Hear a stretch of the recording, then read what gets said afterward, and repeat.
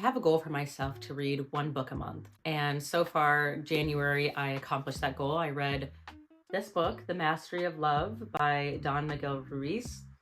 And this book, it's so amazing. I have another book by him, The Mastery of Self. And then there's another book by him, The Four Agreements, that I want to read as well. But this book has really changed my perspective in a lot of things. And I wanted to kind of share those thoughts with you guys. So this book teaches you a lot about self-love and how to heal the emotional wounds that we have all over our body and in our energies. One thing that kind of stood out to me a little bit and almost made me mad at first. He kind of talks about this idea of, I'm going to summarize, but that we no longer have to be the victim of our abuse and the toxic situations and environments that we were in. And I had to pause myself for a second because it made me mad initially. And I was like, how dare he say that I'm not a victim anymore? And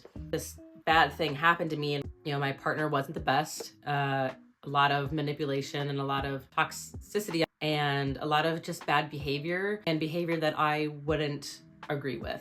So I had to pause and read that again, read the paragraph again, read the chapter again, and really understand what the author was saying here, because I think I was misunderstanding it. And my initial reaction was anger of how dare you say that I'm not a victim anymore? I'm so angry because I want people to know what my partner did to me. And I want people to know that he's not all that he seems to be and seems to portray himself as, because, there's a different story going on behind the scenes and how he portrays himself to others and the things that he said to me, the things that he's done. And how can I go on with my life and not let people know what he did? I deserve an apology. I deserve this. I deserve that. And when I stopped myself and thought about it and thought about what the author was saying, I was like, you know what? He's right. I was a victim of this toxic individual. And yes, bad things were done to me and said to me, but I don't have to live in that mindset. I don't have to live in that anymore. I can move on with my life. I don't have to let that experience and that whole relationship take control over the way that I lead my life right now. And so I'm very glad that I stopped myself and kind of questioned where that anger was coming from and how to kind of move through that. And I did talk to my therapist a little bit about that too. And we had a good conversation of, you don't have to sit with that anymore. You are allowed to be free. You are allowed to live your life and lead it with love instead of lead it with this sadness and this anger of being a victim. It kind of ties into this theory that I've heard, and it's very popular on YouTube and kind of in the mental health space of the let them theory. It is so life-changing of just let them. Let people live their life. You can't control people. You can't control their actions. You can only control how you react in situations. And so for me, I'm I had so much anger for my previous partner and for friends that who are also still friends with him. And I'm like, how can they still be friends with him? They don't know the whole story of the things that he said to me or the things that he's done. And maybe he doesn't think that they were that bad, but talking with friends and talking with my therapist, they were bad. It was not good behavior on his part. And not saying I'm a saint either, but I just kind of thought, just let them still be friends with him. Let him live his life the way that he wants to live it, because I don't have to be a part of his life anymore. I don't have to worry about him. I don't have to worry about the previous friends that I've had that are still friends with him. I don't have to worry about any of that except myself. And I have no control over anything. And that's good. That's okay. I don't need to be stressed about people that aren't in my life anymore. So just let them. And it's as simple as that. And sometimes it can be hard to kind of have that mentality of just like, well, because you feel so much anger, like you want justice. You want like, you're a shitty person and you deserve to be punished, or everybody needs to know about who you are and like what you've done and all these things. And at the end of the day, it's not your problem to make sure that justice and that punishment gets brought onto them. It's the universe's, it's karma. I have found peace in knowing that karma will come for the people who have done me wrong, and I can just rely on her, and I can rely on the universe. That's not my responsibility to worry and stress about that. And all I have to do is just let go and let them be. It's out of my control.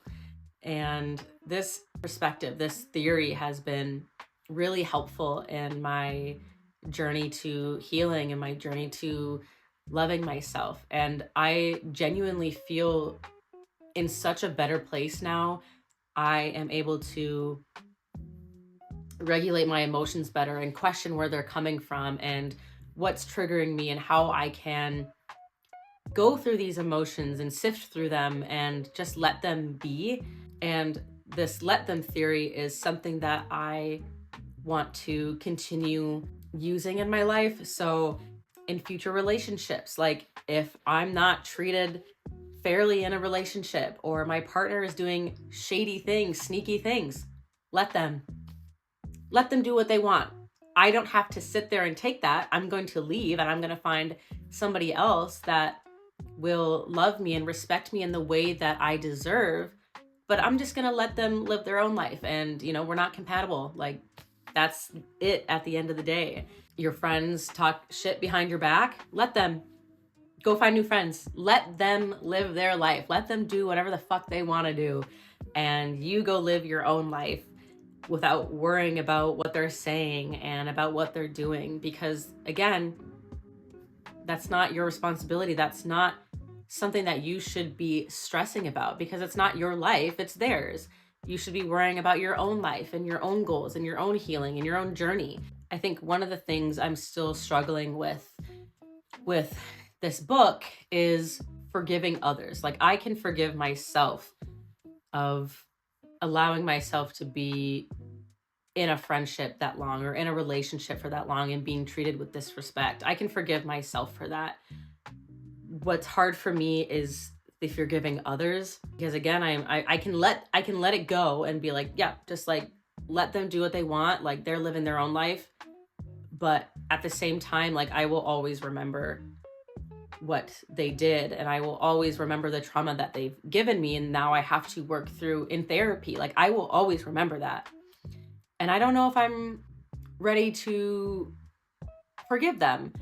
And I don't know, I feel like part of me thinks it's like okay that I'm not forgiving them. I don't want to call it a grudge, but it's also like I want to put energy into forgiving myself and loving myself instead of focusing on the other person. So I don't know, maybe y'all have some like tips or a different perspective on forgiving others who have done you wrong. Like, I don't know, something, maybe I'm still not like completely healed yet, obviously, and I still have some things to work through, but I just can't wrap my head around the idea of forgiving others for the shitty things that they've done to me, especially with like my younger self. When I was 14, I was inappropriately groped and touched by a 30-year-old man. And I can't find it in myself to like forgive him, because what he did was gross and disgusting. It's more for me an apology to my younger self right now of like, I am so sorry that nobody stood up for you in a room full of people and everybody saw it and they didn't say anything. Like, I'm so sorry. It's not your fault. You shouldn't feel any guilt. Now that I'm saying this out loud, I realize that I have an issue with people not speaking up and standing up for me. Like, because nobody stood up for me in that situation, I feel like I have to stand up for myself and defend myself, and I can't rely on other people to do it. And there was a time in my previous relationship that something had happened in our relationship involving another person, and my partner didn't stand up for the relationship and stand up for me, or even stand up for himself. And that like really made me mad, because I think that time when I was 14 and nobody stood up for me in a room full of people. And so I was really pushy on like, no, I'm not okay with this. Like, this is a weird situation. Like, I don't like this, and you should have spoken up. And I think I'm still valid. It was a weird situation. But I think that's what made me so mad, is like, I have to stand up for myself because nobody has before. And this, again, sorry, I'm going off on a tangent of like just realizations, but I highly suggest this book, or any book by him, really. He is a really great author, and I love the way he incorporates stories into his book. I think I kind of comprehend the message more clearly when it's put into a story form, and he has a couple of them sprinkled out.